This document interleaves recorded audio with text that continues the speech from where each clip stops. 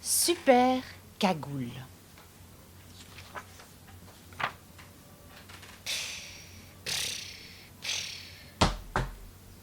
Et surtout, tu la gardes bien sur ta tête. Nanana. Et surtout, tu la gardes bien sur ta tête. Nanana. Mais qu'est-ce que ça gratte! Et en plus, qu'est-ce que c'est moche! C'est sûrement un instrument de torture inventé au Moyen-Âge pour punir les enfants passage. Parce que ça pique trop la tête! Oh, eh oh! C'est quoi tout ce raffut, là? Salut. T'es qui, toi? Bon je suis le petit chaperon rouge et j'apporte une galette et un petit pot de beurre pour ma grand-mère qui habite jusque là-bas derrière la forêt. Mais non, je rigole. En fait, je vais retrouver des copains pour faire des batailles de boules de neige. Ah? Et pourquoi t'es déguisé en borne d'incendie, alors? Mais c'est pas un déguisement! C'est ma super cagoule! Ouais, c'est ça. Va falloir l'enlever, hein, ma poulette, parce que tu vas finir dans mon estomac et j'aime pas les cagoules. Certainement pas. Parce que si je l'enlève, je perds mes super pouvoirs. N'importe quoi. Eh ben, on va voir. Parce que grâce à cette cagoule, je suis la plus savante du monde.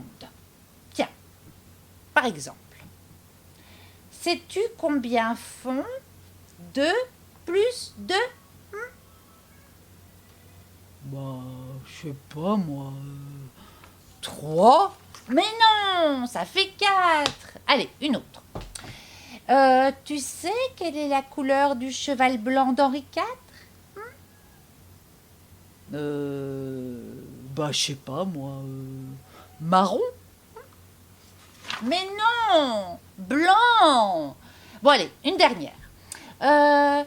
Tu sais pourquoi les éléphants sont gris? C'est gris, un éléphant. Mais non! C'est pour pas qu'on les confonde avec les fraises des bois. Ah, tu vois, avec cette cagoule, je suis la plus savante du monde. D'accord. Allez, donne-la-moi maintenant. Donne-la-moi ou je te mords. Dis donc, on t'a pas appris à dire « s'il te plaît, toi » Dis-moi. Mais tu sais que ça te va comme une moufle, cette cagoule? Bon, on va faire un test, pour voir. Alors, c'était quoi déjà la couleur du cheval d'Henri IV? Oh, ça gratte. En fait, j'ai oublié de te dire quelque chose. Oui, ça gratte! Mais ça pique trop la tête! Voilà, c'est ce que je voulais te dire.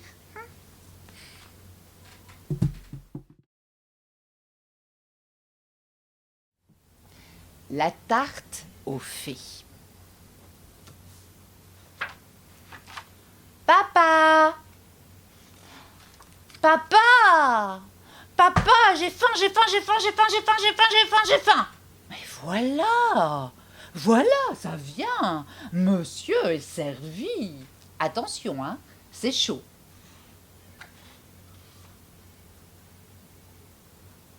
Papa, c'est quoi ça? Oh ça, c'est une bonne grosse tarte aux fées, rien que pour toi. C'est bizarre, papa. On dirait des limaces. De limaces. Oh, elle est bien bonne celle-là. Tu crois que j'essaierai de te faire manger des limaces en les cachant dans une tarte aux fées? Mais quelle imagination ces enfants. Et pourquoi je ferais ça? C'est fou ça. Oh, et papa, moi j'aime pas les limaces. Déjà, hier, ta purée de licorne, elle avait un goût de vase. Et lundi, j'ai pas trouvé une seule arête dans ma soupe de sirène. Mais c'est très bon, les limaces. Et c'est plein de jus. Et ça croque sous la dent. Mais d'accord, les fées, c'est encore meilleur. Mais tu sais, hein, que je me suis donné un mal de chien pour en trouver. Hein, parce qu'il n'y en avait plus au marché. Alors je les ai attrapés moi-même, hein, avec un filet à papillons. Allez, mange, ça va refroidir. Papa, papa, pourquoi elles n'ont pas d'ailes, tes fées? Pourquoi? Bah oui, parce que je les ai enlevées. Tiens, regarde, c'est écrit là. Toujours enlever les ailes des fées avant de les faire cuire. Bah oui, sinon ça croque sous la dent et c'est pas bon. Papa, papa, est-ce que c'est vrai qu'on est des dragons? Est-ce que c'est vrai que c'est un dragon? Oui. Mais non, c'est pas un dragon.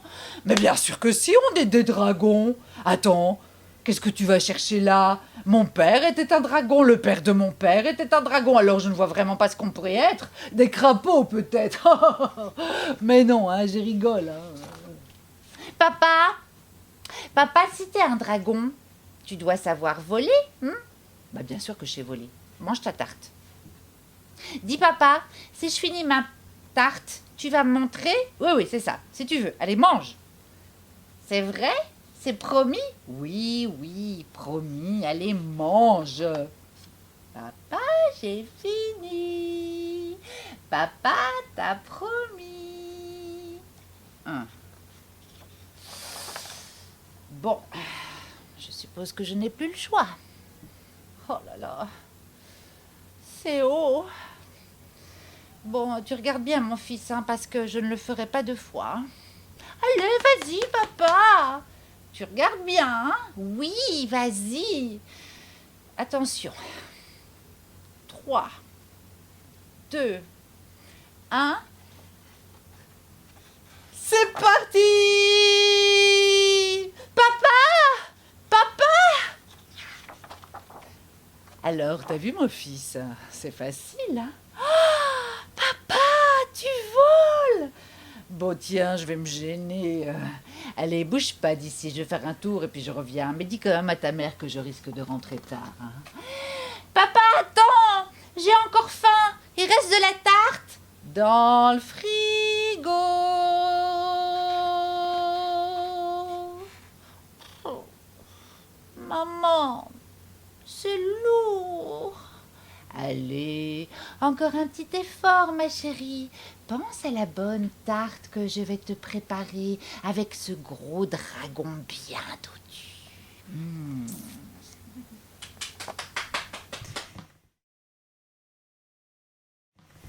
Et la dernière, grand loup et petit loup.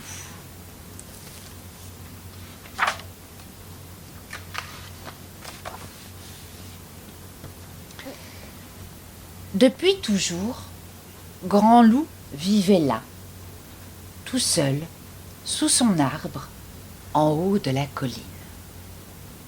Puis un jour, vient un petit loup. Il arriva de loin, de si loin que Grand Loup ne vit d'abord qu'un tout petit point. Petit loup approchait. Grand Loup eut peur soudain qu'il soit grand lui aussi. Petit Loup commença à gravir la colline. Et Grand Loup vit qu'il était petit. Ça le rassura. Il le laissa grimper jusqu'à son arbre. Petit Loup resta toute la journée sous le grand arbre de la colline. Maintenant, sur l'arbre, ils étaient deux. Il y avait Grand Loup et Petit Loup. Et ils ne se parlaient pas. Et ils ne se regardaient que du coin de l'œil, comme ça, sans méchanceté. Vint la nuit. Petit Loup restait là. Grand Loup trouva que quand même, il exagérait un petit peu, quoi. Grand Loup se coucha. Petit Loup se coucha aussi. Alors, Grand Loup vit que Petit Loup tremblait un petit peu. Alors, il tira un tout petit peu de couverture sur le Petit Loup. C'est bien assez, dit-il, pour un tout petit loup comme ça. Le matin, Petit Loup était encore là. Et comme chaque matin, Grand Loup grimpa aux branches pour faire ses exercices. Petit Loup grimpa aussi. Grand Loup le regardait. Il eut peur soudain que Petit Loup grimpe mieux que lui. Mais Petit Loup dut s'y reprendre à 2 fois. La première fois, il tomba sur ses fesses et cria « Aïe !» Mais il recommença. « Il est courageux, hein, ce Petit Loup, dit le Grand Loup. » Et il le laissa grimper aussi haut que lui pour faire ses exercices. Avant de redescendre, Grand Loup cueillit des fruits pour le déjeuner. Il en prit un tout petit peu plus pour les autres jours. Puis il prépara son repas. Petit Loup descendit derrière lui, mais il n'avait rien cueilli. Grand Loup mangea. Et il poussa une petite assiette avec quelques fruits pour Petit Loup. Et Petit Loup mangea. Après manger, Grand Loup s'en alla se faire une promenade. Il descendit la colline, puis il se retourna. Petit Loup était resté sur son arbre. Grand Loup sourit. Petit Loup était vraiment tout petit, hein. Il traversa le grand champ de blé en bas de la colline, puis il se retourna et Petit Loup était toujours sous l'arbre. Grand Loup sourit. Petit Loup était encore plus petit. Il atteignit l'orée du bois et une dernière fois il se retourna. Petit Loup était toujours sous l'arbre et il était si petit à présent qu'il fallait vraiment, vraiment être un grand loup pour savoir qu'il était là, ce tout petit loup. Une dernière fois, Grand Loup sourit. Puis il entra dans le bois pour continuer sa promenade. Le soir, quand Grand Loup sortit du bois, sous l'arbre, il ne vit rien. « Oh, bien sûr, se dit-il, je suis trop loin. » Il atteignit le bas de la colline après avoir traversé tout le grand champ de blé et sous l'arbre, il ne voyait toujours rien. C'est bizarre, hein, dit-il. Le petit loup était quand même pas si petit. Alors, pour la première fois, le loup se sentit inquiet. Il remonta la colline bien plus vite que les autres soirs. Et sous l'arbre, il n'y avait toujours personne, ni grand, ni petit. C'était comme avant. Sauf qu'à présent, Grand Loup était triste. Pour la première fois ce soir-là, Grand Loup ne mangea pas. Pour la première fois cette nuit-là, Grand Loup ne dormit pas. Il attendait.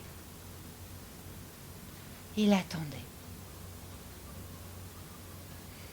Pour la première fois, il se disait qu'un petit, même tout petit, ça prenait de la place dans le cœur. Beaucoup, beaucoup de place. Et le matin, comme chaque matin, Grand Loup grimpa sur l'arbre, mais pour la première fois, il ne fit pas ses exercices. Il regarda au loin. Il regarda longtemps. Il n'y avait toujours rien. Il se dit qu'il était capable d'attendre encore plus longtemps. Plus longtemps encore, qu'il n'avait jamais entendu. Puis, à force d'attendre, il se mit à penser à de drôles de choses. Et il se dit que si le petit loup revenait, promis, hein, il lui laisserait un grand bout de feuille et un beaucoup plus grand repas. Oui, et une assiette plus. Et même que peut-être il le laisserait monter plus haut dans l'arbre pour faire ses exercices. Et même ceux qu'il ne connaissait pas. Et il se dit tout ça, et bien d'autres choses encore. Et il continuait à attendre. Et puis, un jour, il y eut un petit point. Un petit point si petit qu'il fallait être le grand loup pour le voir. Et avoir attendu autant. Et pour penser que là-bas quelque chose approchait. Son cœur battait de joie. C'était la première fois. Là-bas, le petit point grandissait. Ah, pourvu que ce soit lui, ce petit, disait le grand loup. Et aussi, même s'il est plus grand que moi, tant pis. Il n'était pas plus grand. Il était toujours aussi petit. Et c'était bien le petit. Petit loup gravit la colline, puis il s'assit sous l'arbre. « Bah, où étais-tu » demande le grand loup. « Là-bas » dit le petit loup, sans rien montrer. « Bah oui, mais sans toi, dit grand loup, je m'ennuie, hein. » Alors, petit loup s'approcha du grand loup et il dit « Mais moi aussi, hein, je m'ennuie. » Et il posa sa tête doucement sur l'épaule de grand loup. Grand loup se sentit bien. Toujours, à présent, il y aurait le petit. Et voilà.